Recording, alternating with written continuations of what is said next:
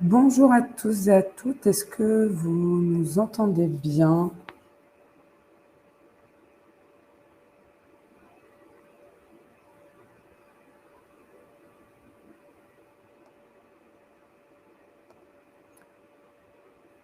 Super. On va juste attendre quelques petits instants. Il y a Benjamin Lang qui doit co-animer ce webinaire avec moi, qui est en train de se connecter.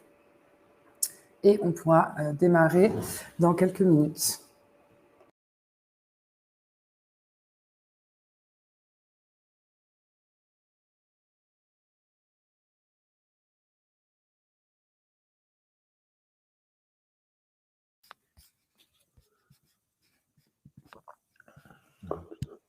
Benjamin, est-ce que tu nous entends? Ça y est, je vous entends. Juste un petit problème de caméra. Oui, c'est planté. J'arrive. Ça marche tout de De suite. changer le config de la caméra. Désolé, c'était le navigateur qui m'avait un petit souci.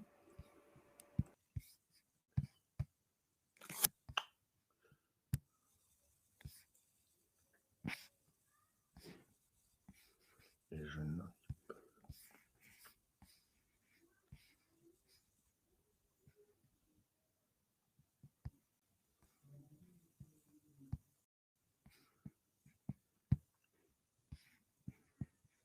Voilà. Hop, super, parfait. Désolé, le temps de comprendre comment ça marche.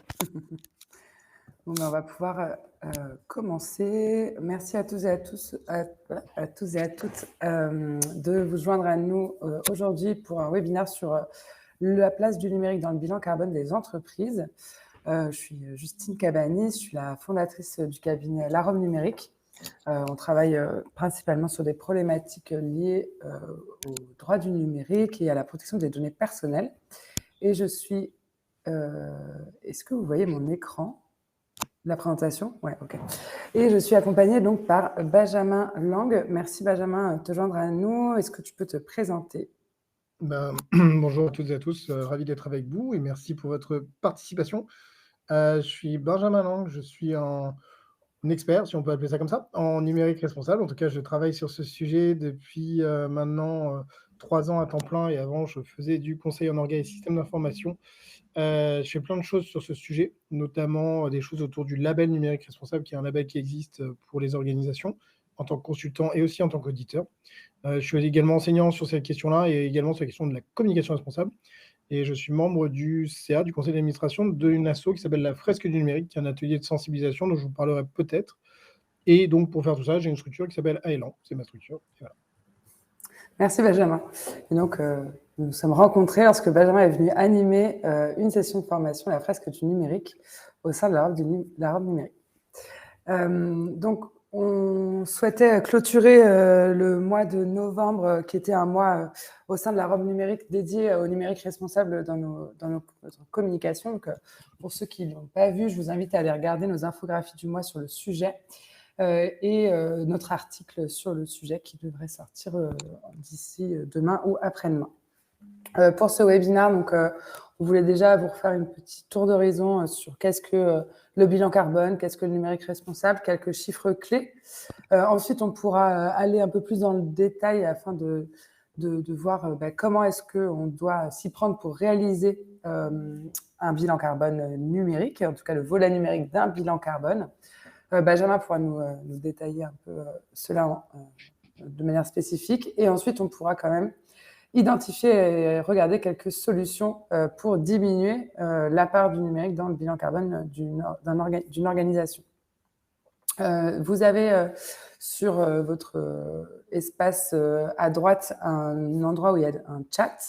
N'hésitez pas à y poser toutes les questions. On les traitera soit à la fin de chaque partie, soit à la fin de la réunion. Donc voilà, vraiment, n'hésitez pas à écrire vos demandes de précision ou interrogations. Alors, tout d'abord, qu'est-ce que le bilan carbone? Donc, le bilan carbone, c'est un outil de diagnostic qui permet d'analyser les émissions directes et indirectes de gaz à effet de serre générées par l'ensemble de ces activités. En France, on a commencé à formaliser et à concevoir des bilans carbone dans les années 90, qui étaient donc bien évidemment pas à forte consonance numérique à l'époque.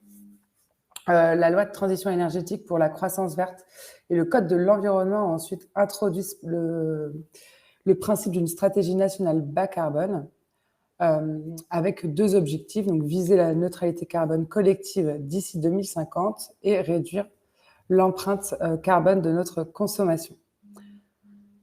En termes de cadre réglementaire, on n'a aujourd'hui pas d'obligation spécifique applicable à toutes les entreprises ou tous les organismes de formaliser un bilan carbone, mais à partir du 1er janvier 2023, le bilan carbone complet sera obligatoire pour toutes les entreprises de plus de 500 salariés en métropole, pour les entreprises de plus de 250 salariés en outre-mer, et on aura des manquements qui pourront être sanctionnés d'une amende de 10 000 euros contre 1 500 euros précédemment. Donc le moment qui sera de ne pas avoir fait son bilan carbone.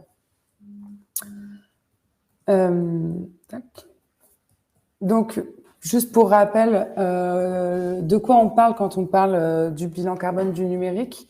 Le numérique représente dans le monde 3,5% des émissions de gaz à effet de serre et connaît une croissance annuelle de 6%. Et c'est notamment sur ce point-là qu'il faut que des efforts soient faits, c'est sur la croissance aussi de cette part du numérique qui paraît finalement pas si important que ça, quand on dit 3,5%, mais en forte croissance depuis quelques années.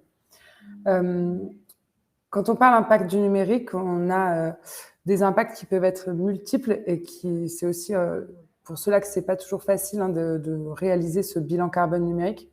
Ce qu'il faut avoir en tête, c'est que la phase de production des appareils consomme énormément de ressources et d'eau. Donc, la production des appareils, ça représente 88% de la consommation d'eau totale dans la consommation d'eau du numérique et 100% de la consommation de ressources physiques, bien évidemment. Et l'utilisation des appareils, ça représente 17% des gaz à effet de serre produits, 12% de la consommation d'eau et 59% de la consommation d'énergie. En France, on a en moyenne 12 équipements numériques par personne, ce qui fait un total de 631 millions d'équipements sur le sol français.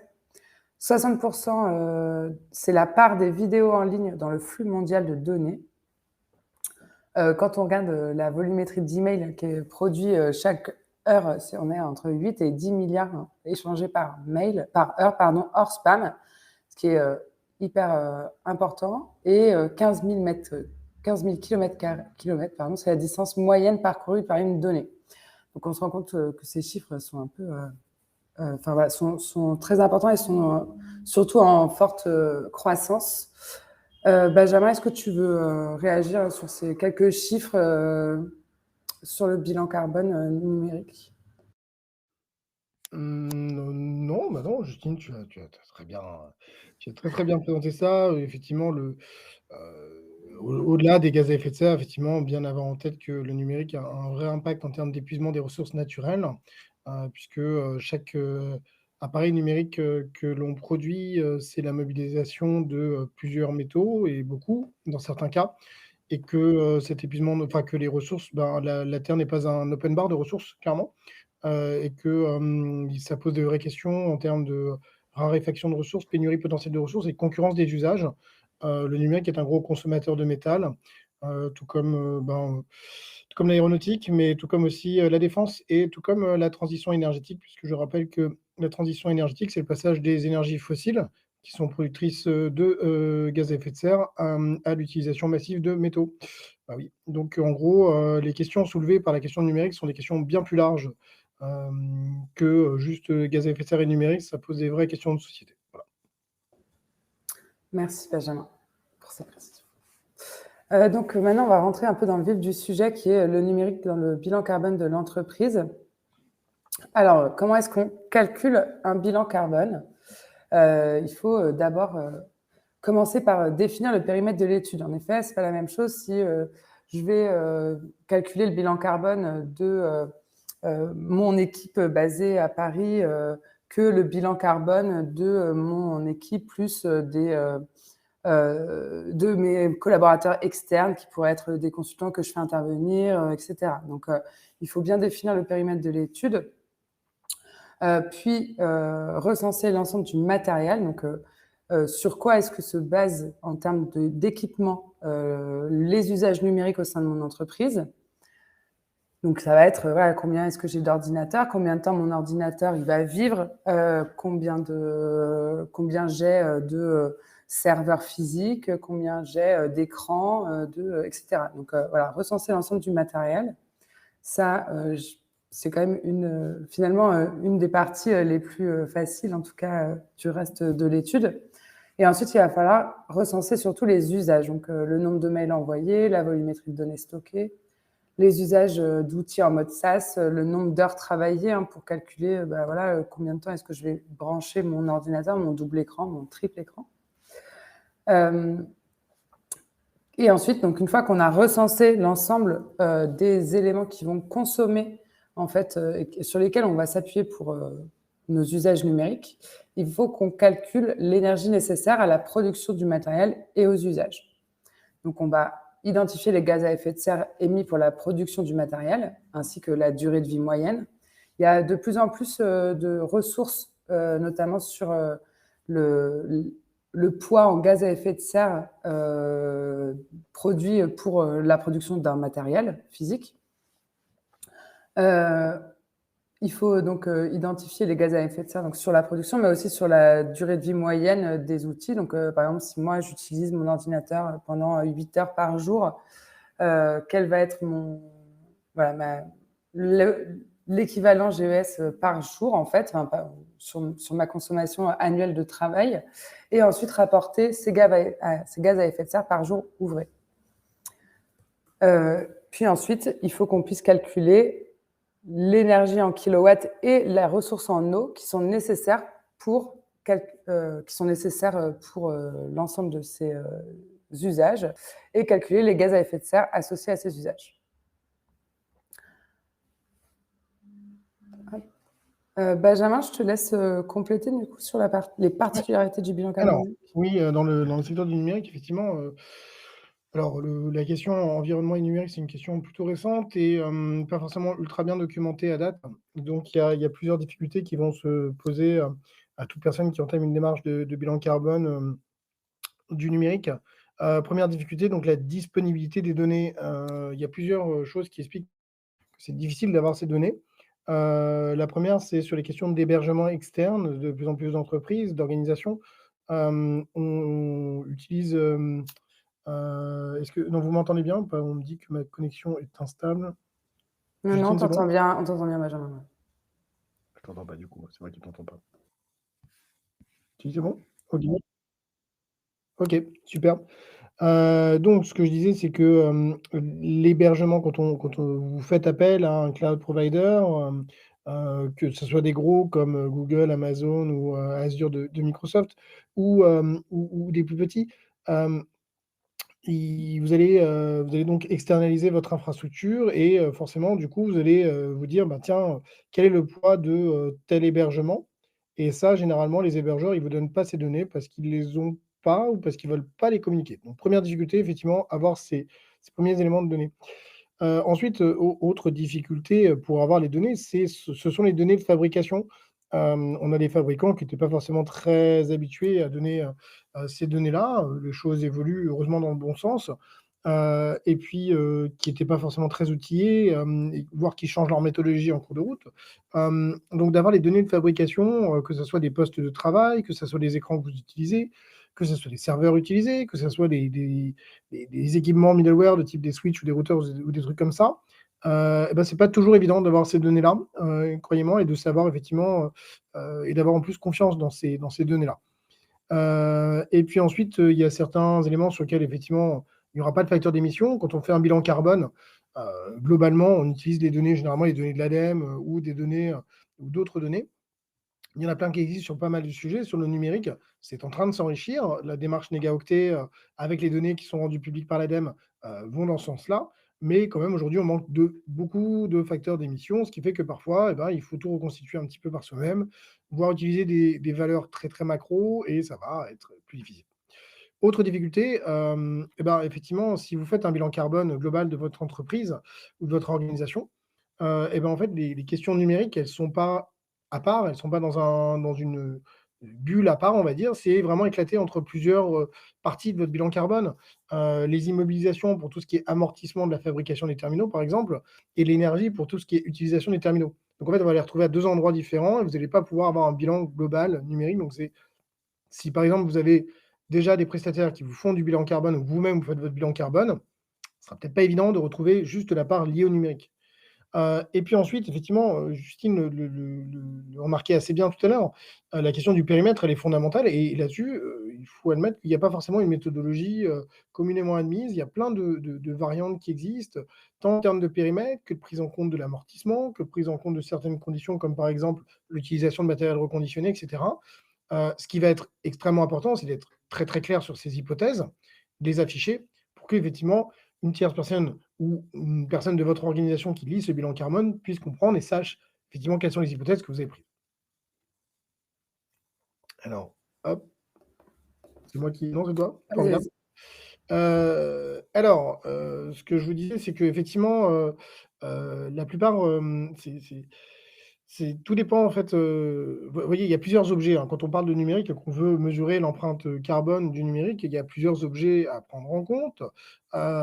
Pour faire le numérique, c'est matériel, donc le numérique, c'est des terminaux, des équipements numériques d'un côté, donc les terminaux utilisateurs, hein, les ordinateurs, les écrans, les claviers, les écrans qui vont permettre d'afficher, il y en a encore plein d'autres que j'oublie forcément. Il va y avoir tout ce qui est autour du réseau, qui va permettre d'acheminer la donnée. Donc là, on va trouver du matériel comme des routeurs, des switches, des box, des choses comme ça, voire des antennes pour tout ce qui est, réseau mobile. Et puis, il va y avoir, des, équipements de type serveur, ou qui vont être hébergés soit chez vous, soit à l'extérieur, donc soit des serveurs locaux, soit, le cloud, on va dire. Et puis, donc ça, c'est en gros ce qui va constituer votre univers numérique à vous. Mais bien sûr, si vous produisez des services numériques, vous les produisez pas pour vous-même, donc ça veut dire qu'il y a des gens qui l'utilisent et quand on parle de bilan carbone, on parle généralement en scope 1, 2 et 3 et dans le scope 3, il faut se dire que, les personnes qui vont utiliser votre, service c'est à prendre en compte, en fait, l'amortissement du poste, l'utilisation de l'énergie, l'amortissement du poste lié à la consommation de votre service, c'est un enjeu de votre bilan carbone. C'est un peu moi j'ai toujours entendu l'image, alors je suis pas un expert du bilan carbone, j'en fais pas moi des bilans carbone, j'en lis pas mal, mais je n'en fais pas personnellement, donc j'ai un regard, plutôt extérieur. Mais ce que j'ai toujours entendu, c'est par exemple l'exemple de McDonald's. Si vous faites un bilan carbone de McDonald's, par exemple un McDo, il va y avoir sa viande de bœuf bien sûr qui va prendre une part extrêmement importante, mais également, il faut prendre en compte tous les déplacements liés, en fait, au fait que les gens se rendent sur le site pour aller manger et forcément prennent la voiture généralement et donc ça va rentrer dans le bilan carbone du restaurant, du franchisé, imaginons. Même si c'est approvisionné, même s'il a fait des menus végi et si c'est approvisionné en énergie verte, le fait que les gens viennent, et ben, ça a un impact. C'est-à-dire que le service ne serait pas là, McDo ne serait pas implanté à cet endroit-là. J'ai fait de la pub, j'avais pas le droit, c'est pas grave. Le fait qu'ils soient implantés à cet endroit-là, et ben, ça génère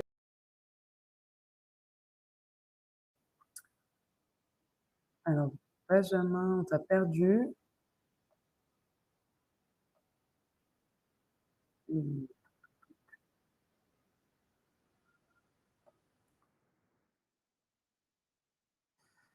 pardon pour cette petite problématique technique.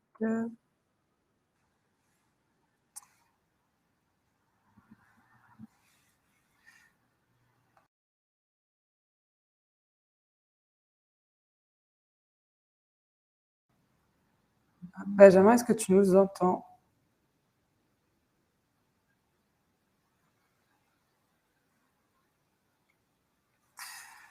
On va essayer de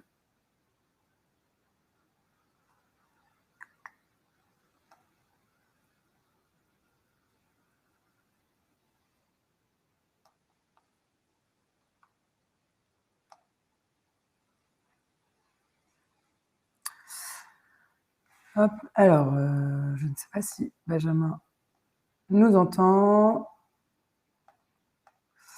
Tac, tac, tac. Ah, je pense qu'il est OK. Alors attendez, c'est connecté en utilisateur, désigner animateur. Benjamin, est-ce que tu m'entends?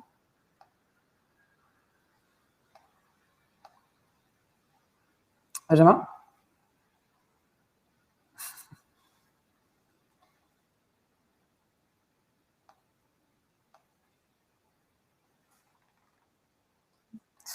Alors, attends, il nous entend, mais...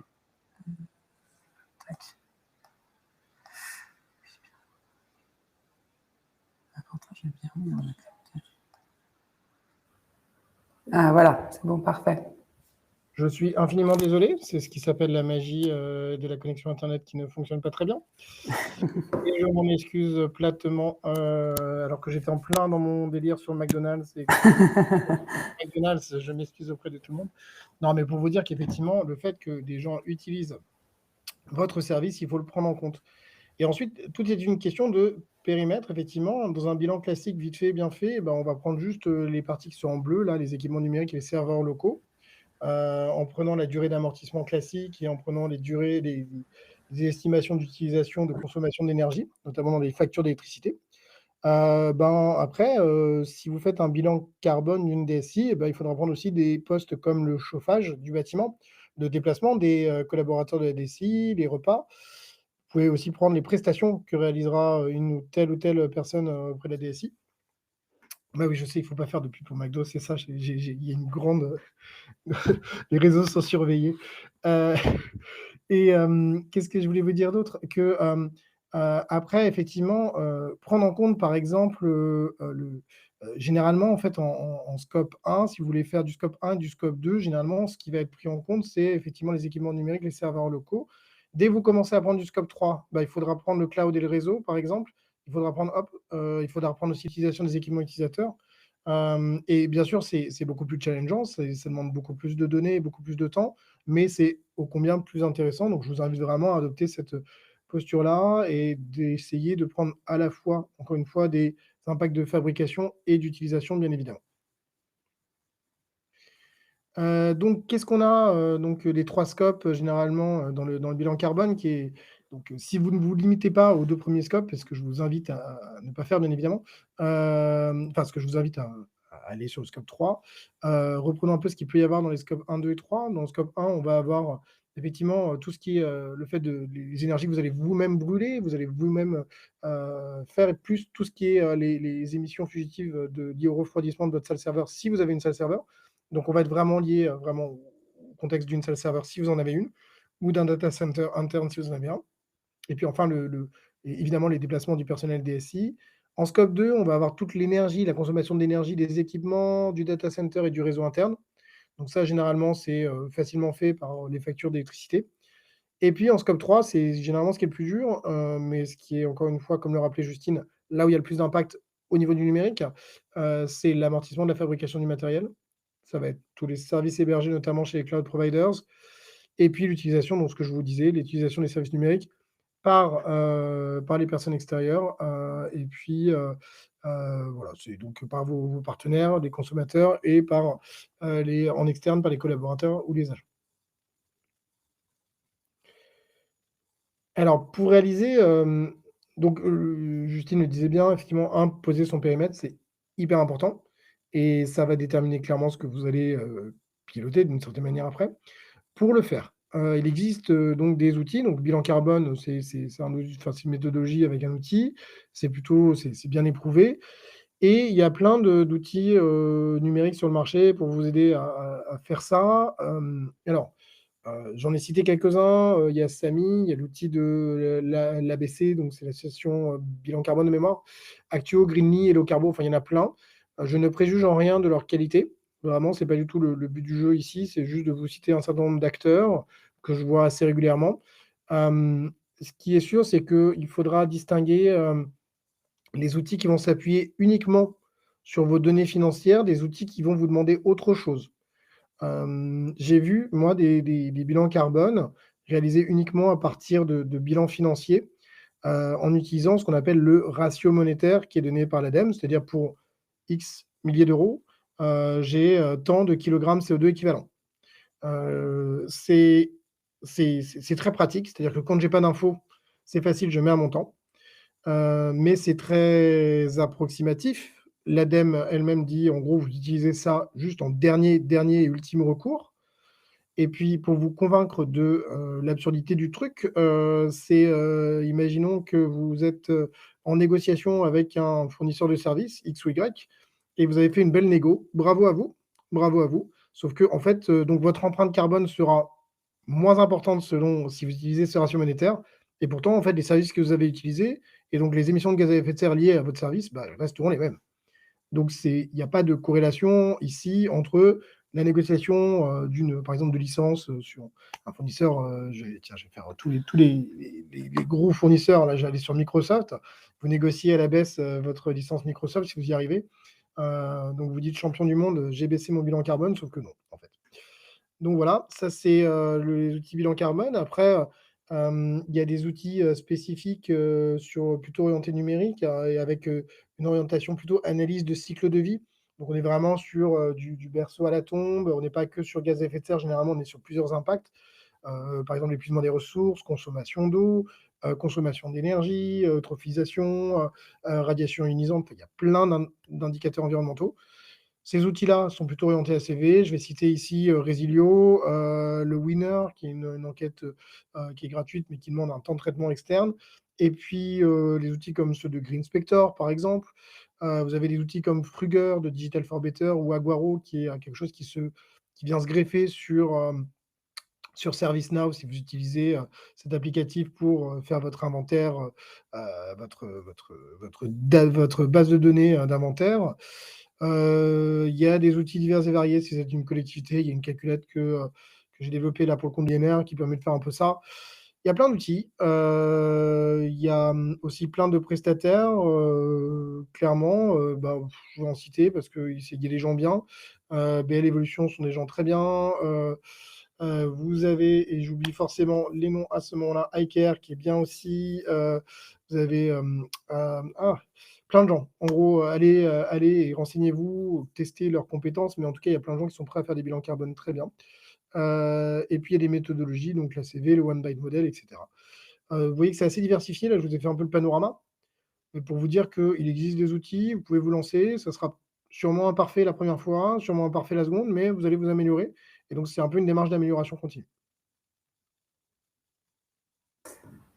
Merci Benjamin pour toutes ces explications. Maintenant, on voulait aussi vous présenter quelques solutions pour l'entreprise. Je vais commencer donc par discuter de la nécessité de bâtir une véritable stratégie numérique responsable si vous souhaitez, qu'une fois que vous avez fait votre bilan carbone, vous souhaitez diminuer cette part du numérique dans votre bilan carbone.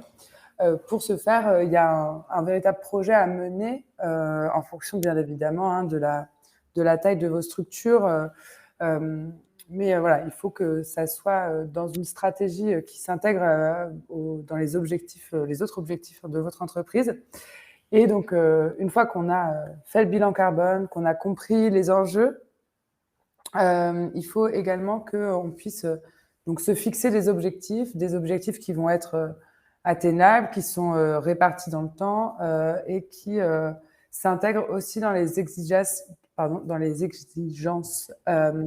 notamment de conformité si vous avez des obligations en tant qu'organisme, et identifier les opportunités et les solutions qui vont permettre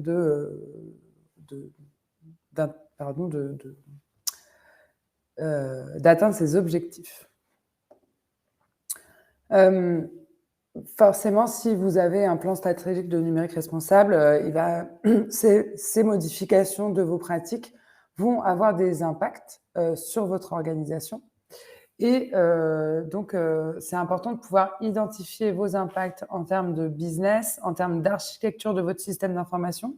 Si aujourd'hui, vous avez une forte part de votre numérique, enfin de votre bilan carbone numérique qui est porté par vos data centers, votre SaaS serveur que vous avez en interne, qui n'est pas optimisé et qui, du coup, consomme à des fortes consommations en termes de gaz à effet de serre, faire un changement de data center, d'externaliser cette prestation, aura un impact sur votre architecture SI et sur votre business. Donc, c'est des choses sur lesquelles qu'il faut identifier.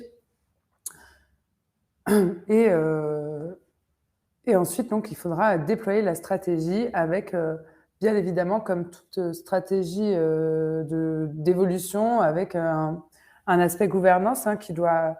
Donc, votre stratégie, elle doit être portée au plus haut niveau de la gouvernance pour que ça soit vraiment un vrai objectif commun. Il va falloir définir un planning de migration et de transformation et accompagner l'ensemble des équipes sur votre évolution vers un numérique plus responsable. Benjamin, je te laisse un peu nous détailler quelles solutions opérationnelles pour les entreprises, et ensuite on pourra voir quelles sont des bonnes pratiques des salariés. Ok.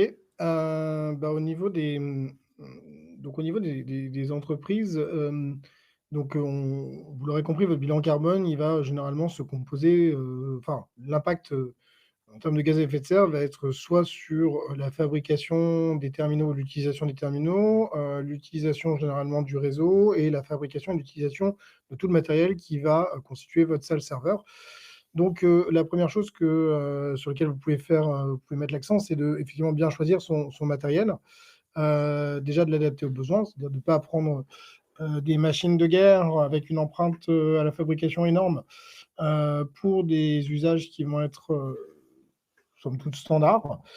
Dit autrement, plus vous avez des machines avec avec de la puissance de calcul, avec du stockage, notamment SSD, plus vous avez aussi de la RAM, et plus effectivement, il faut le construire tout ça, et ça a une empreinte GES, gaz à effet de serre importante. Donc vraiment essayer d'adapter le plus possible aux besoins, essayer également d'anticiper, de le faire durer le plus longtemps possible, ce matériel, donc de vraiment acquérir quelque chose pour une durée de vie qui s'inscrit dans, enfin, une durée de vie longue. Ça, c'est un truc qui est assez important. Du coup, pour ça, effectivement, travailler sur le support, sur la garantie, sur la fin de vie de ces matériels-là. Les garanties, est-ce que vous êtes capable, vous, d'assurer la maintenance des matériels au-delà de la période de garantie légale? Ou est-ce qu'il faut que vous souscriviez à une garantie, et auquel cas, effectivement, vous vous engagez finalement à rester plus longtemps? Si vous restez sur la garantie standard, imaginons 2 ans, c'est un peu une incitation à la 3e année, si le matériel ne fonctionne plus, à changer votre matériel. Tandis que si vous avez pris un engagement fort, par exemple, vous n'avez pas d'équipe interne pour gérer les réparations, vous dites: «J'ai une garantie de 4 ans, ça me coûte peut-être un peu plus cher, mais je me force à garder mes appareils au moins 4 ans». Clairement, idéalement, il faudrait viser une durée de vie, doubler les durées de vie de tout, donc en gros, presque 6 ans pour les smartphones et 10 ans pour les ordinateurs. Vous allez me dire: «C'est complètement fou», mais déjà au moins viser 6 ans. Je pense que 6 ans pour des laptops, 5-6 ans pour des laptops, c'est jouable, en ayant une bonne politique de support, une bonne politique de garantie. Il faut aussi penser, quand on choisit son matériel, à potentiellement, si vous êtes aussi avec un prestataire, peut-être qu'il le reprend à la fin, et peut-être qu'il le reprend pour le donner à des associations, donc pensez à la fin de vie. Avoir toujours dans un coin de sa tête que le recyclage des appareils numériques, ça marche pas, on va le dire très simplement. Donc du coup, essayer d'envisager une fin de vie qui lui donne, en fait, qui donne une seconde vie à son matériel. Vous, avec vos usages à vous, peut-être que votre laptop, votre écran ne vous correspondra plus, mais peut-être qu'il peut répondre aux besoins de plein d'autres personnes. Donc il peut avoir une deuxième vie, et c'est ça qu'il faut viser pour qu'effectivement on arrête la chaîne de production. Oser le reconditionner, il y a des entreprises qui le font, et qui le font bien. Donc peut-être effectivement, oser mettre dans son catalogue de matériel, des appareils reconditionnés. Ça se fait. S'appuyer sur les labels pour une aide à la décision, bah oui, effectivement, quand vous allez acheter vos équipements, son matériel informatique, appuyez-vous sur des labels. Alors, pas sur le label créé par la société X ou Y, parce que celui-là, voilà, on n'y croira pas forcément, mais des labels reconnus, que ça soit Energy Star, par exemple, sur les consommations énergétiques, que ça soit le label, l'écolabel européen, que ça soit EPIT, qui est quand même de bonne facture, le 80 ou et cetera. Il y a des labels qui existent sur les questions numériques, et vous pouvez vous aider là-dessus. Et puis enfin, je l'ai mis en dernier, mais ça aurait pu être en premier, tout simplement, se poser la question de la nécessité d'acquérir un nouvel équipement. Il y a une phrase classique qui dit qu'en gros, l'équipement qui a le moins d'impact, c'est celui qu'on ne produit pas. Donc en gros, si vous réfléchissez en amont, et vous dites: «Est-ce que j'ai vraiment besoin de ce matériel-là? Est-ce qu'un tel a besoin d'un troisième écran, pour faire son travail, ou pas?» Donc se poser la question, c'est peut-être aussi éviter d'acheter et encore une fois, je vous rappelle que plus on produit, plus, l'empreinte environnementale, dans son bilan carbone est importante. Hem, de manière un peu similaire sur les prestataires, il faut bien choisir ses prestataires, alors que ce soit son hébergeur.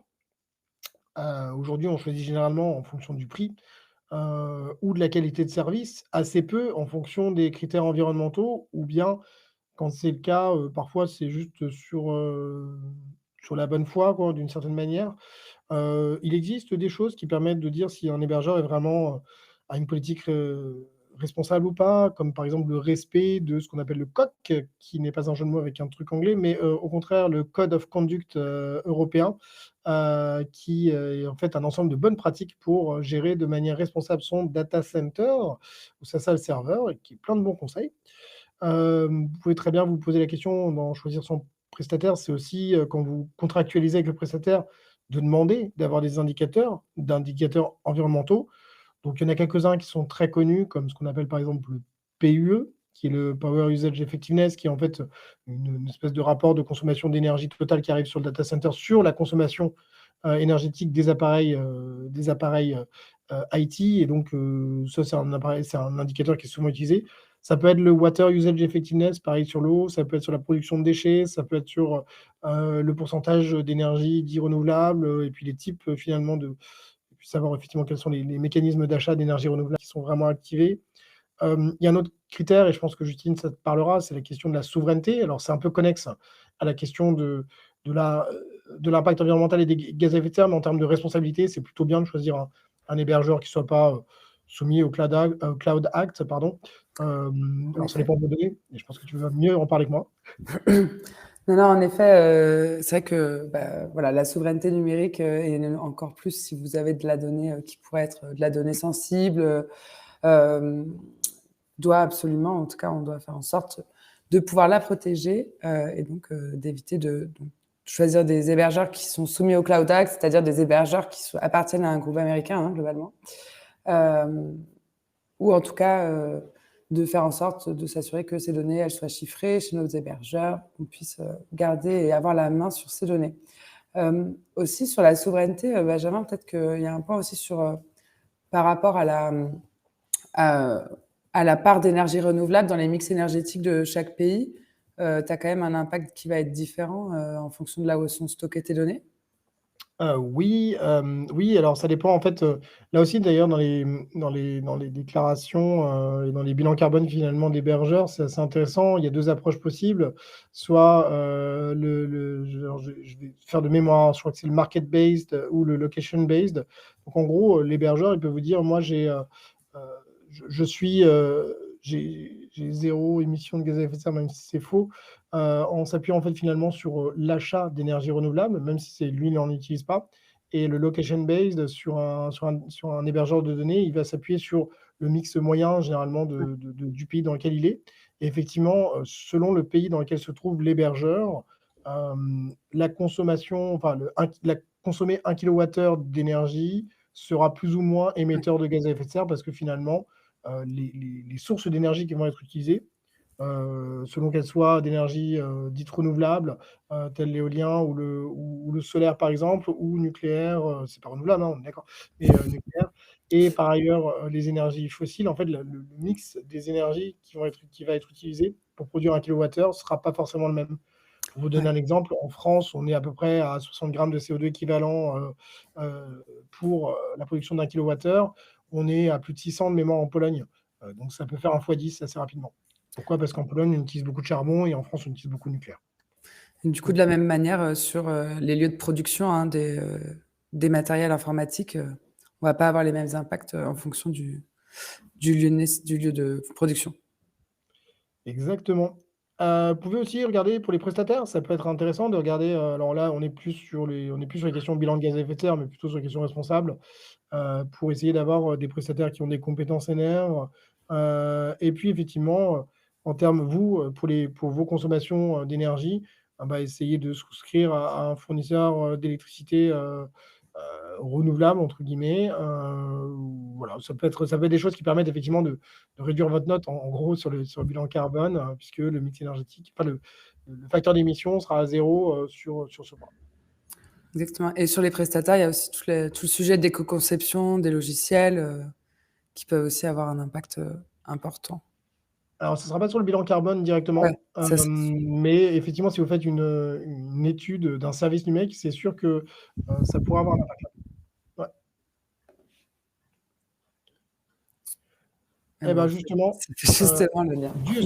justement, donc effectivement, dans les solutions opérationnelles qui vous restent à votre disposition, c'est évidemment de mieux concevoir, encore une fois, on va toujours revenir à la même chose, hein, sur les questions environnementales, c'est évidemment de remettre le besoin, l'utilité avant tout, et pas de se faire embarquer dans un dogme, de fuite en avant.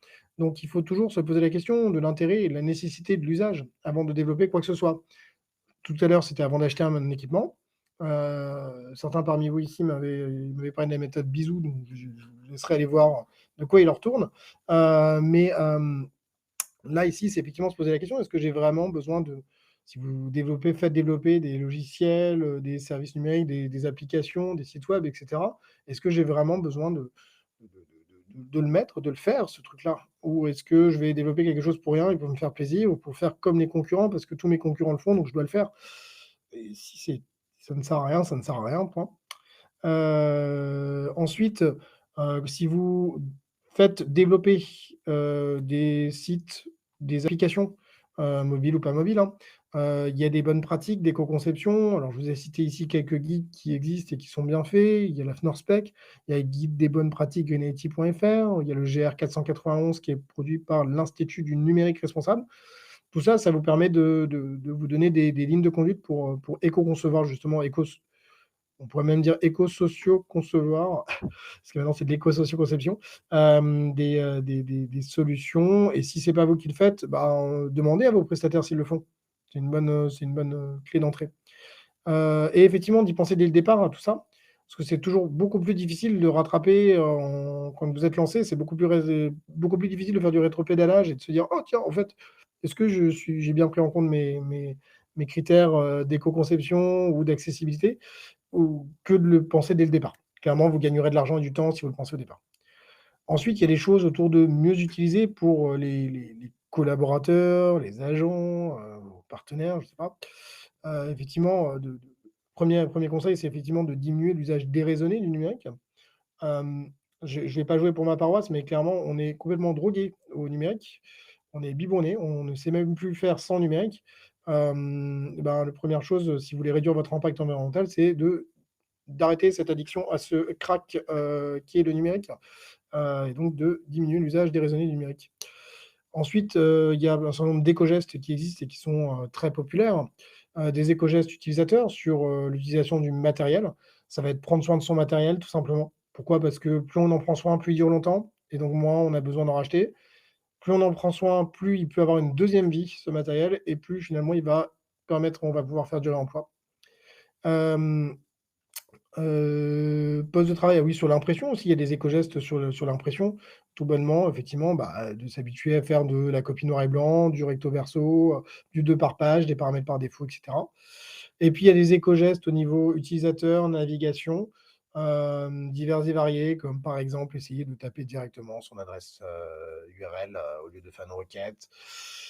De, qu'est-ce que je peux vous dire? De vider son cache, des choses comme ça. Mais ça, vous trouverez toutes ces bonnes pratiques. Il y a des guides, qui le diront beaucoup avec beaucoup plus de conviction que moi, qui sont faits par, l'ADEME notamment, Éco-gestes au bureau. Je vous invite à lire ce guide-là qui est plutôt pas trop mal fait. Mais, je pense que le meilleur éco-geste, c'est encore une fois de faire durer son matériel, d'en prendre soin, voilà, pour éviter d'éviter d'avoir 10 000 équipements aussi. La fin de vie, là aussi, alors là, ça en plus, là, au niveau bilan carbone, ça dépend quelle méthodologie vous utilisez, mais ça peut être sympa aussi, de se dire que le matériel que vous utilisez après, il peut avoir une deuxième vie. Vous pouvez le transmettre à des assos, vous pouvez les revendre, mais en tout cas, essayez d'éviter la case recyclage qui fonctionne pas très bien. C'est vraiment, faites-le s'il y a plus rien à faire, mais si vous pouvez travailler. Il y a plein de structures qui existent. Je pense à la collecte d'Emmaüs Connect, par exemple, pour récupérer du matériel. Je pense à il y a des acteurs locaux, par exemple sur le territoire rouennais, il y a un écosystème qui s'appelle Reboot Écosystème, qui récupère auprès des entreprises locales pour reconditionner et le remettre à disposition de personnes en difficulté. Franchement, il y a plein de choses qui existent. Renseignez-vous, notamment au niveau local. Il n'y a pas que Back Market dans la vie. Regardez au niveau local, il y a plein de choses qui se font et ça peut donner une seconde vie. Et en plus, ça sera pour vos collaborateurs, c'est quand même quelque chose de super.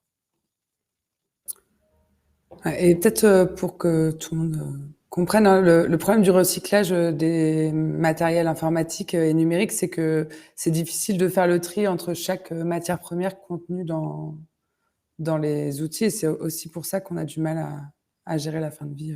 En tout Ouais, cas, c'est vrai. à réutiliser les matières premières.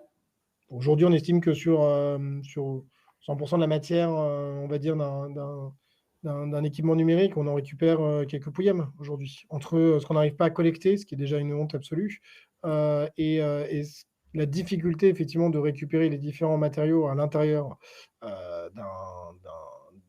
d'un équipement numérique, c'est extrêmement, extrêmement compliqué. Ils sont présents en très petite quantité, il y en a plein différents, parfois présents sous forme d'alliage. Aujourd'hui, il y a très, très, très peu d'usines de recyclage dans le monde qui sont prêts à mettre les milliards de dollars d'investissement pour arriver à récupérer 10, 20, 30% de la matière. Donc oui, effectivement, c'est hélas pas une solution qui fonctionne. Notre salut viendra plutôt du réemploi et de stopper La le production. renouvellement trop fréquent. Ouais. Ok. Alors, si on parle maintenant des bonnes pratiques en tant qu'individu, hein, en tant que salarié, c'est des choses, je pense, que vous avez déjà entendues, mais bon, on voulait quand même refaire un petit point là-dessus. Donc, d'un point de vue du matériel, éteindre les appareils hein, quand on ne les utilise pas, débrancher les chargeurs une fois utilisés et éteindre les prises multiples. Prendre soin de son matériel informatique pour en prolonger la durée de vie. Hein, donc ça, Benjamin, je pense que c'était important qu'on revienne sur ce point-là. Et en termes d'usage, limiter la taille et le poids des emails transmis en utilisant des liens vers des espaces de stockage. En plus, c'est bien parce que ça aussi vous permet aussi de limiter le partage de données personnelles. Je reprends ma casquette plutôt protection des données perso. C'est pas écolo et en plus de ça, c'est dangereux de laisser des données confidentielles ou en tout cas sensibles dans les boîtes mail. Donc, on préfère les liens vers des espaces de stockage partagés qui seront plus sécurisés que des emails. Supprimez vos données obsolètes, donc que ce soit dans les stockages drive. Alors, les espaces de stockage partagés, c'est super. En même temps, il faut aussi pouvoir se donner des règles d'utilisation de ces espaces de stockage pour avoir un rythme d'effacement hein, des données qui seraient plus nécessaires à stocker sur ces espaces de stockage partagés. Donc, on supprime également les emails qui sont dans votre boîte mail et que vous n'utilisez pas, etc. Et visionner ces vidéos en basse définition. Donc, aujourd'hui, vous avez quand même beaucoup de lecteurs vidéo qui vous permettent de choisir le niveau de définition. Quand on regarde une vidéo sur un téléphone portable, on n'a sans doute pas besoin d'avoir la même qualité que sur un grand écran.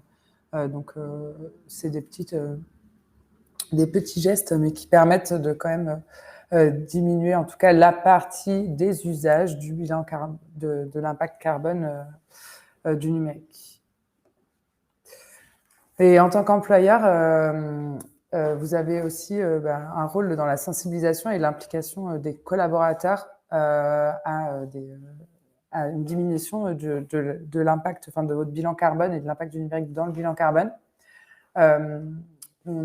Ça, j'en suis convaincue. Il y a beaucoup de choses qui sont possibles aujourd'hui. Il y a notamment des MOOC qui sont en ligne et qui sont gratuits. Le MOOC de l'Institut du numérique responsable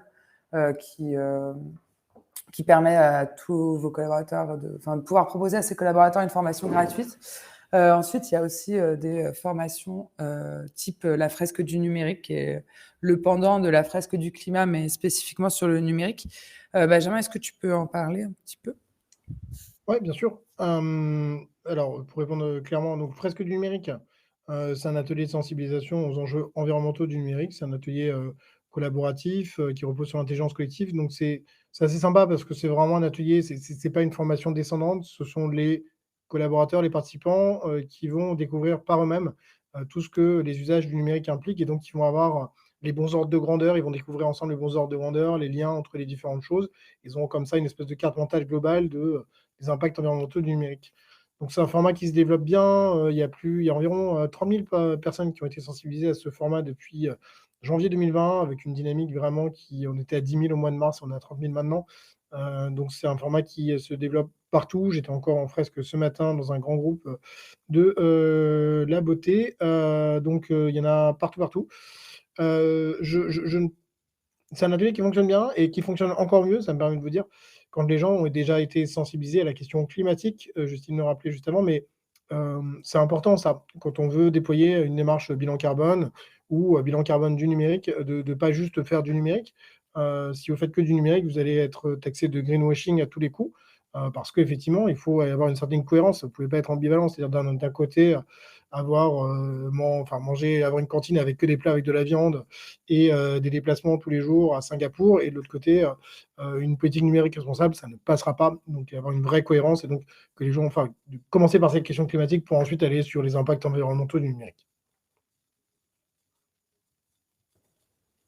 Merci Benjamin pour tous ces éléments. Donc, on a quelques commentaires. C'est Cécile qui dit que la fresque du numérique est de son point de vue plus orientée pour des collabs DSI. C'est pas. Cécile l'a déjà fait, donc j'ai un peu du mal là. Nous aussi, on l'a déjà fait et je ne suis pas DSI et je pense que c'est quand même intéressant. Ouais. Je pense que ça dépend un peu de la typologie d'organisation que vous êtes. Nous, chez l'Arbre Numérique, on est un cabinet de conseil. Du coup, on a finalement principalement des usages, c'est beaucoup nos usages numériques qui ont un impact sur notre bilan carbone. Donc, je pense que ça dépend beaucoup des métiers des collaborateurs. Cécile, effectivement, clairement, la fresque du numérique, elle se fait normalement sur tout type de public. Après, si on voulait aller un peu plus loin, potentiellement, ça va dépendre des métiers. Je sais qu'il y a une fresque de la publicité qui existe, pour info, donc c'est peut-être pour des gens dans les médias, ça peut être pas mal, pour compléter le propos. Alors, qui aura une petite, alors je l'ai pas faite, mais je rêve de la faire, mais je l'ai pas faite, mais je crois qu'il y a une partie justement qui est dédiée un peu au numérique, donc ça peut être un truc assez sympa. Et puis après, ça va être, potentiellement pour des gens, notamment dans la communication. Je pense que ça pourrait être intéressant d'aller faire des formations, d'éco-conception, de services numériques pour au moins, et il y a par exemple, si je prends un organisme comme les designers éthiques, c'est super accessible et super bien les formations qu'ils font sont super accessibles et super bien, notamment pour les équipes de communicants. Il n'y a pas que, il y a Rose Primaire, il y a Madison Communication.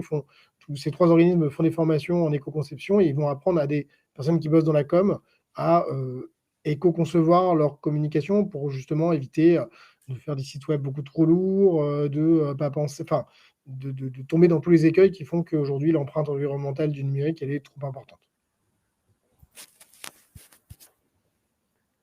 Est-ce que vous avez d'autres questions? Plus personne n'écrit. Si vous n'avez pas d'autres questions, donc, je vous remercie à tous et à toutes d'être venus. Merci Benjamin pour cette animation. N'hésitez pas à nous envoyer des questions. Si jamais on n'a pas répondu à tout, on sera un plaisir de pouvoir vous y répondre en vous transférant le lien vers le support de ce webinaire. Donc oui, on vous enverra les supports et il y aura donc voilà, n'hésitez pas, on vous fera un petit mail avec le support. Si vous avez des questions, vous pouvez nous contacter dans l'intervalle. Tom, moi je vais te remercier, je vais remercier tout le cabinet de l'Arbre Numérique d'avoir organisé ce séminaire, parce qu'on ne remercie jamais les organisateurs, mais moi j'en profite. Merci. Voilà, merci à vous. C'est gentil. Voilà, merci beaucoup à tous et à toutes. Je vous souhaite une bonne semaine. Au revoir. Merci beaucoup. Allez, bonne journée.